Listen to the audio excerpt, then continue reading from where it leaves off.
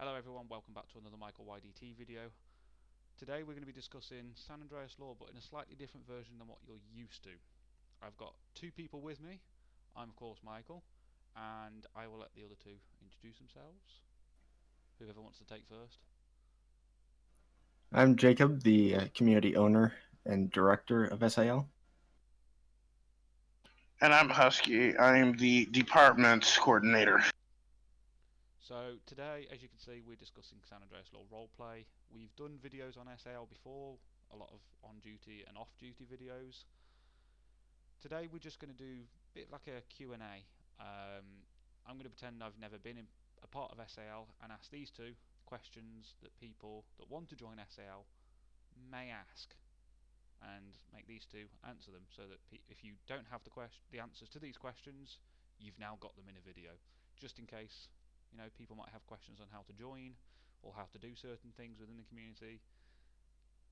These two are the unlucky Muppets that got picked to answer those questions. So let's get started. So Music's the owner, Husky's a department coordinator. They've both done senior management. They've both got different roles, both different management roles, development roles, senior management roles, admin roles. They're all different. I've also got my own roles, but I'm going to completely play dumb on this one, and just ask questions that you guys may ask. Are we both ready for this? Yep, let's get started with the torture. Okay, so if I'm a Yes. brand new member, how can I find SAL? Well, we have our Twitter, which is SALRP official. We have our Facebook, which is San Andreas Law Roleplay, as well as M- Michael's Y, Michael's YouTube channel, Michael Y TD, as well as my channel, Musical E Gaming, and then there's also our website, which is salrp5m.com Links in for the any description. information. I'll put the links in the description just in case anyone's wondering. We're not going to make you go and search every single version of salrp5m.co.uk just to try and get the website. We put all the links in the description for you. Um, how do SAL members communicate? Either on patrols, community meetings. How do you guys communicate? Mostly we communicate via Discord, but on patrols we try to use in-game chat as well as TeamSpeak. We're currently having issues with our TeamSpeak at the moment, but most of the time it's usually Discord or our hub system. Okay, and just in case anyone doesn't know, Discord is a free app that allows text and voice channels for people from across the world to communicate. We will put the SAL Discord link in the description also. Okay, so I'm in the Discord. Never been to SAL before, found you via the website, got your Discord off the website. What do I do from there? There will be a link on the Discord in one of the channels that will lead you to our community hub system, but it will also most likely be in the link of this video. Uh, the hub system is where you will apply for the community, and it will send a message to staff that you are filling out an application and would like a interview with our staff in order to join. Well, really, there's other ways to do it too. You not only can you find the link, but if you simply send a message like, "Hey, what do I do?" We can talk to you via the general chat, and we tell you where to go. So if somebody had a question that's not answered on the hub or on the website, how can members contact staff or contact the community to ask those questions, and how long will it take for those questions to be answered? Now, if it's general questions on how to apply, any member of staff on the Discord, or you can even email us via our community email, which is information at salrp5m.com. Um, if it's anything asking for community information, like our IP address and everything for the server, that we cannot legally disclose, that will have to be in the information request, which you can find the form on our website. for the data protection units to uh, take a look at.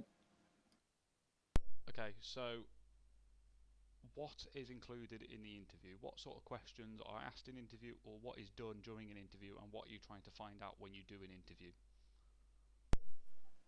When we do interviews, we at least first try to introduce ourselves, see how much experience the interviewees have um, with roleplay, if they have any experience with GTA roleplay or GTA in general. Um, we also try to figure out what department they would like to join and why they would want to join that department.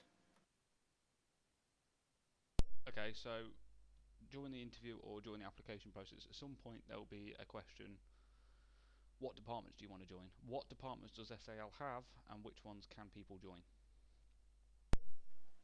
Currently, we have the civilian department, which is operated by anybody that is in the community. Anybody can be in civilian, which is different from others, if I'm not mistaken. Uh, Most communities, if you choose law enforcement, then you can only be in the law enforcement division. You can't do civilian operations.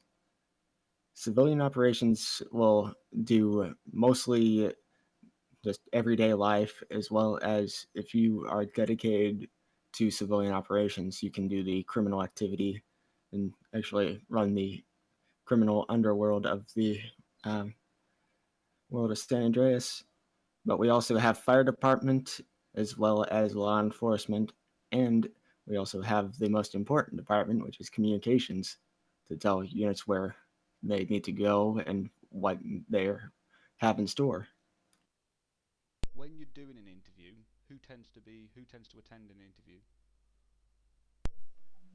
Usually in the interview, it will be myself, Jacob, as well as Michael C., or any of the recruitment members of staff. Recruitment members of staff uh, are usually department heads and or senior management.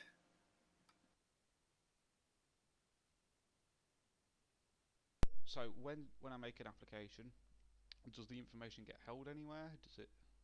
What happens with the information that goes on the application form? The application form itself will be logged on our hub system for the recruitment team to take a look at. Uh, Information is held, but data protection and recruitment team are the only units allowed to view the information for those applications. Okay, so you mentioned law enforcement. Who's the head of law enforcement? We actually don't have a head of law enforcement. We do have representatives for the law enforcement division. Uh, Currently, the only representative we have for law enforcement is Husky. Okay, so Husky, for law enforcement, if I wanted to become a police officer of some kind, is there training set out for law enforcement officers? Yes, there is a training set out for law enforcement officers. It is a requirement to become a law enforcement officer. You have to be willing to do your training. Now, I'm not sure how long training normally is, but I know that it has to be done to become one, and I know there's also certain specifications you have to meet as well. Okay, so what sort of training do they do? What's the standard, like the lowest category of training that recruits have to do? Learning the type of uniforms to wear depending on what department you're in. Then there is also pursuit training, and then I believe there's firearms training.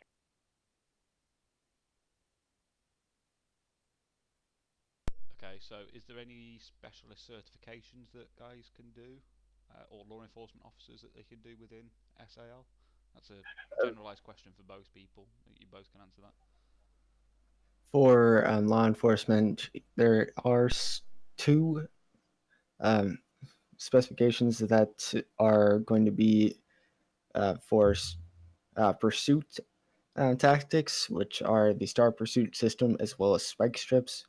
Those can only be accessed after a certain amount of time in the community. You must at least have 30 days in the community, as well as you have your advanced firearms training, which I am the trainer for that course. Nobody's allowed to use a advanced rifle, the M4 carbine, unless they pass that training, and you cannot pass that training until you at least get to 30 days as well. Okay, so is the training, the additional training, something that is offered by department heads and staff? Do staff monitor when people have hit 30 days and when that training is available for those people, or is it up to the recruits to go, hey, I've been here 30 days, can I now do this training? Staff will try to monitor that, but it is up to the members themselves to notify staff. We do keep logs of how long people are going to be in the community, uh, just as a safeguard, because we do not want people to be trained on something advanced when they've only been here maybe a week, 2 weeks. Okay, and obviously you've got other departments. Is the training for civilian?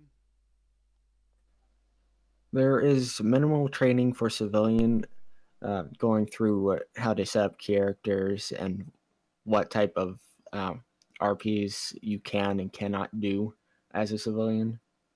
There's certain calls that you are not allowed to do due to the sensitive nature, as most of us record or stream.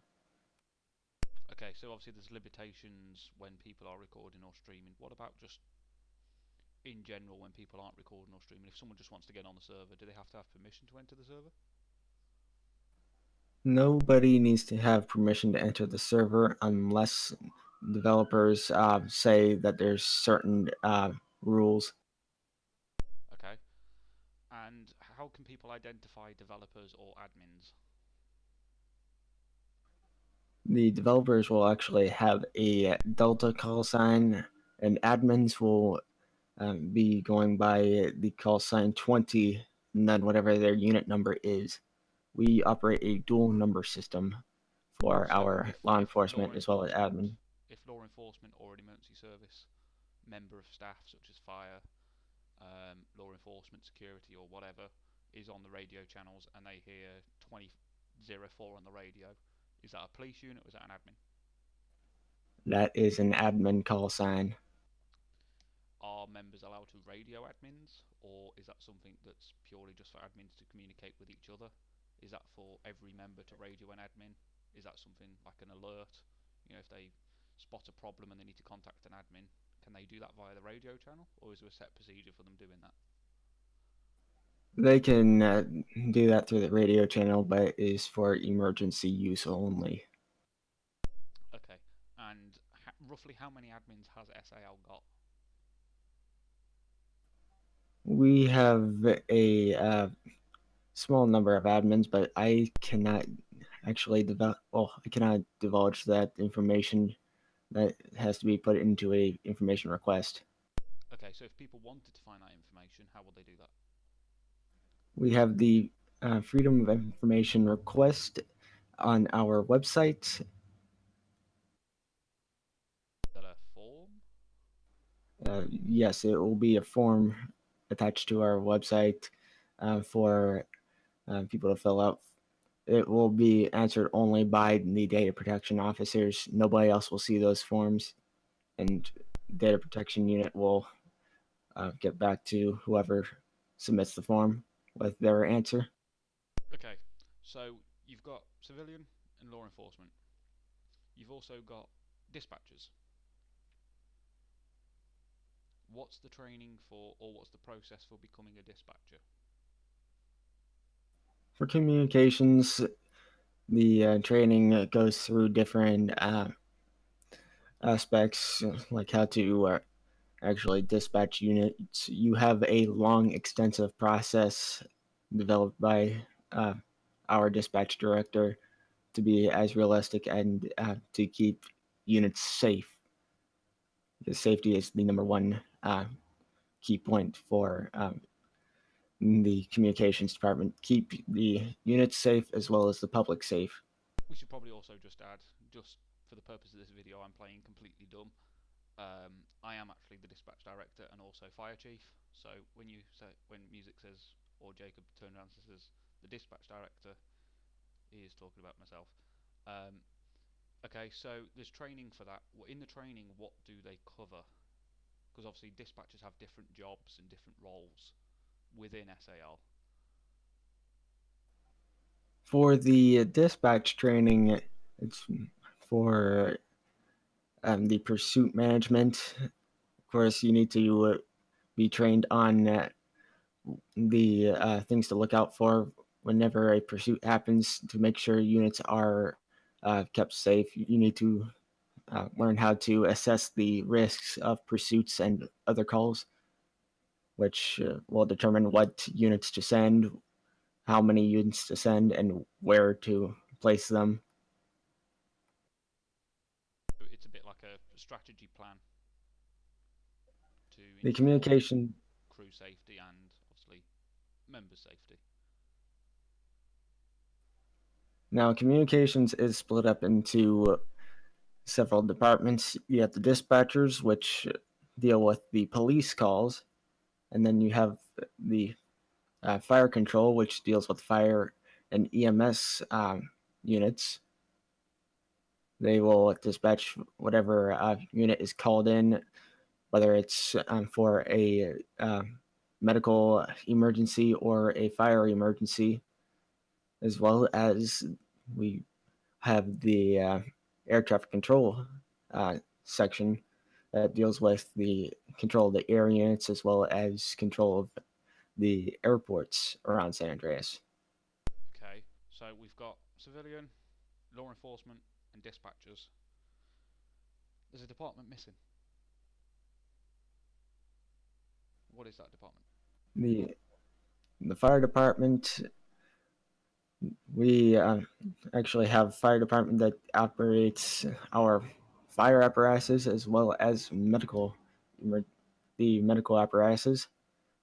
Uh, Fire chief obviously is Michael C. again, and EMS battalion is Husky. Uh, EMS battalion will lead the majority of the major medical calls. That's when EMS battalion will get called out. Fire chief will get called out whenever there's a major fire incident. So, you said Husky's the EMS battalion. Husky, what type of calls do you expect to attend to as an EMS battalion? Sometimes, depending on what the call is, could be a building fire with multiple people in it. Could be a multi-vehicle accident. It could be it could be an aircraft crash. Basically, the EMS battalion would be sent out to calls that would involve a mass amount of people or casualties. So it's an extreme emergency case when an EMS battalion gets sent out. Yes. Okay, and what is the job of an EMS battalion when they're on a scene? What do they do? Are they first aid trained? Yes, the EMS battalion is first aid trained. If they feel the need to do so when there are medical units on a scene, they will order the medical units around, give them each individual tasks on what to do and how quickly to get it done. So they're basically like an on-scene commander. Yeah, pretty much. So from between EMS battalion and fire battalion, do they communicate when they're on scenes? Yes, communication is key between the two. Okay, so when it comes to communication, can you stand next to the fire battalion and talk to him, or does it all have to be done over the radio channel? I don't know, it can be done either standing next to each other or over the radio. It just depends on what the situation is at the time that it is happening. Okay, so if the EMS battalion has some information for the fire battalion, but the fire battalion's on the other side, would you walk round, drive round to talk to him, or would you just hook him up on the radio? You normally, if you can't get to them, you normally try to just send them what's going on over the radio. But if you're at a close proximity, you can always walk to them. Okay, so within EMS, what type of response vehicles do they have for EMS? Obviously, we've got the EMS battalion. I believe that's a Tahoe. Yes. What other EMS vehicles do SAL have? We have we have two ambulances. One is like a advanced life support ambulance. One is like an intensive care unit. We have we have a smaller ambulance, which is with a independently owned agency. But if the EMS battalion feels the need to make use of them, they can. So when you say another agency, is that still within San Andreas Fire Department, or is that something like a private corporation that operates that other ambulance service? Yeah, it's a private corporation. Okay, but they are still technically under San Andreas Fire Department. They're mainly controlled by SAFD, correct? Yes. Okay, so if an EMS battalion needs, say both, all the ambulances are out for SAFD on other jobs, and the EMS battalion needs an ambulance, they can call that other agency up and ask for support. Yes. Okay, so between law enforcement and fire, do they communicate? Yes. Okay, does fire have any aerial units, or because like New York has an aerial chief that goes out? Does SAL have any plans for that, or is that something they already have in place, or are battalions purely ground based?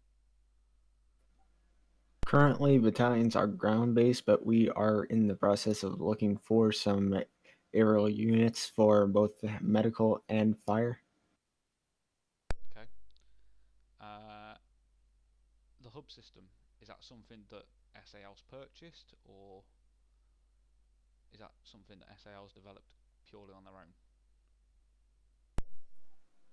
It's a combination of on our own, but it's also uh, supported by actually my company that has done other systems for a couple other communities, but we mostly have it where it's independently owned and maintained by SALRP.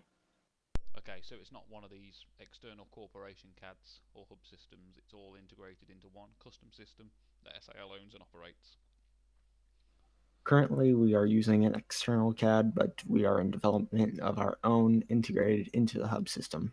Okay, so you both are members, you both are management of some sort.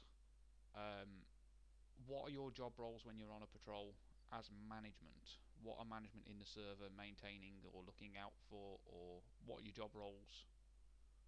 Start with you, Music, or Jacob. What's your job role when you're on a patrol? Obviously, you're the director and the owner. What do you? What's your role when you're in the server? Obviously, to RP and do your job within whatever department you fall under. But what other roles have you got on server?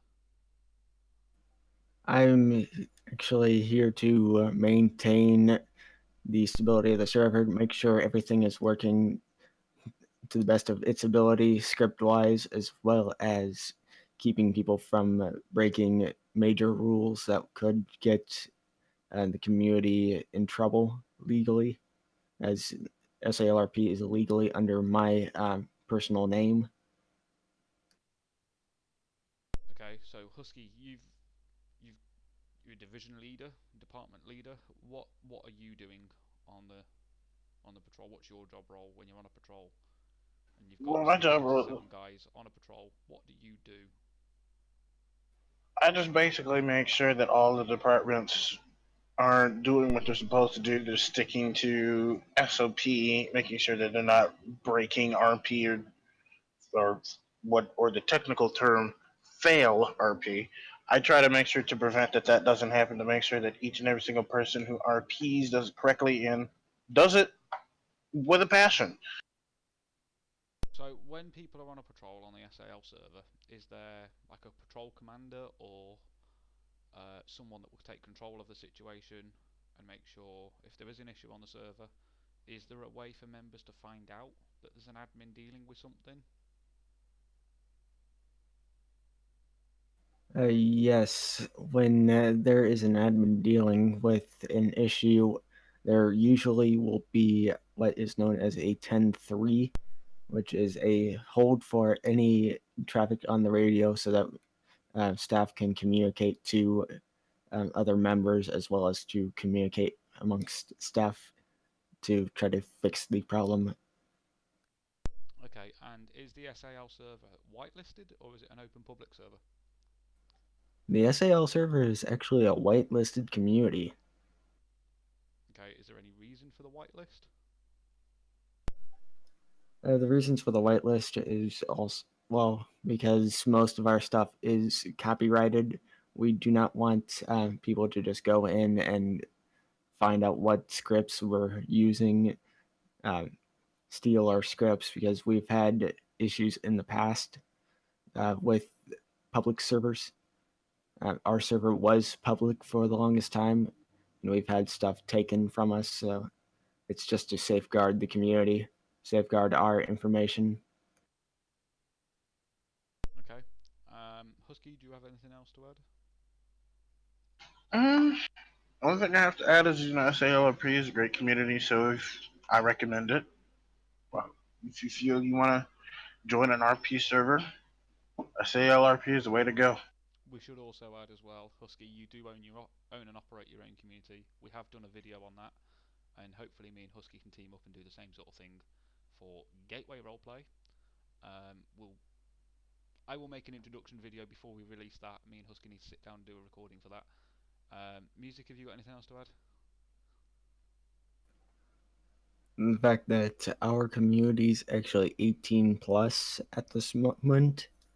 Our age limit does fluctuate from time to time, but our age limit is now 18 years and up due to the amount of trolls that we've been getting on our servers. We want to try to keep things as legit as possible while still having fun.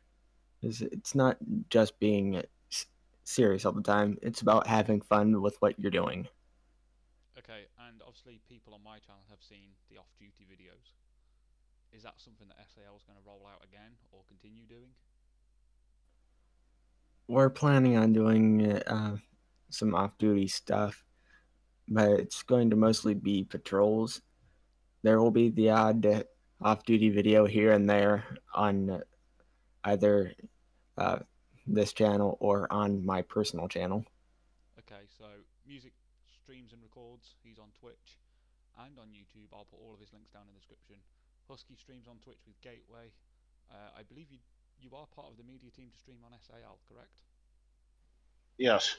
So hopefully we'll get Husky streaming on the SAL server as well. I just want to say thank you to Music Man for assisting with this video, the community owner, and Husky, Gateway owner, and obviously member of staff within SAL. Have any of you got anything else that you want to add before? Negative.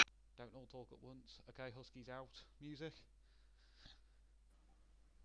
If you have any questions, don't be afraid to ask a member of staff, honestly. So We're here to help people. yeah, so questions, you can drop them down in the comments, guys. You can use the email that's linked to my YouTube account. You can email me. I'm quite happy to answer questions. The Discord links will obviously be on the community website. So I'll put all the links down in the description. Obviously, Music's channel, Twitch and YouTube, and Husky's Twitch channel. Husky does not do YouTube, but he does do Twitch. So I'll put his links down in the description as well. They all have their own independent Discord servers. If you want to join them, you'll be able to find them. If you fluctuate around some of the servers, you'll find them linked in channels. I'm not going to go through and link every single Discord server, but they're around. You'll be able to find them. Thank you very much, Music. Thank you very much, Husky. Obviously, these guys have got other things to do, so we are going to end this video. Thank you very much for your time, guys. I've been Michael YDT, and I look forward to seeing you in the next one.